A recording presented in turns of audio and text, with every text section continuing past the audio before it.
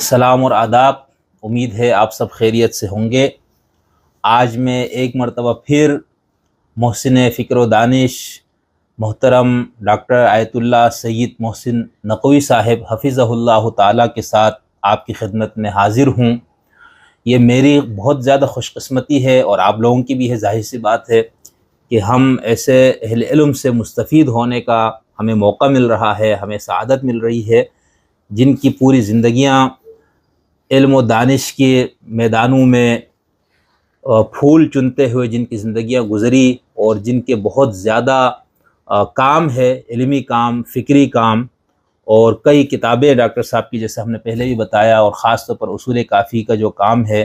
وہ انشاءاللہ رہتی دنیا تک کا ایک علمی کام ہے، اس کی نظیر نہیں ہے، اور ہو سکتا ہے آگے انشاءاللہ لوگ اسی کو سامنے رکھ کے اور بھی کام کریں گے۔ تو میں بہت زیادہ ایک طالب علم ہونے کے ناطے اپنے آپ کو ہمیشہ خوشبخت محسوس کرتا ہوں، خوش قسمت محسوس کرتا ہوں کہ مجھے ڈاکٹر صاحب سے براہ راست ملنے، آپ سے مستفید ہونے کا موقع ملتا ہے۔ ڈاکٹر صاحب آپ کا بہت زیادہ شکریہ، آپ طالب علم کی درخواست پہ ہمیشہ آپ اپنی تمام تر مصروفیات کے باوجود بھی آپ ہماری درخواست کو شرف قبولیت بخشتے ہیں۔ طالب علم کی درخواست پہ طالب علم ہی لبیک کہتا ہے۔ یہ تو آپ کا بڑا پن اور آپ کی انکساری ہے،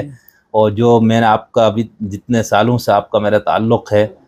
اس قدر صاحب دانش میں منہ پہ یہ بات کرنا مناسب نہیں ہے، لیکن ایک حقیقت کا اظہار بھی ہوتا ہے، انتہائی منکسر المزاج، حلیم الطبع، بہت زیادہ عاجزی، یعنی جو ہم کتابوں میں پڑھتے ہیں علماء کی نشانیاں کہ انتہائی عجز اور انکساری، تو اللہ کا شکر ہے ڈاکٹر صاحب ان تمام صفات سے متصف ہے۔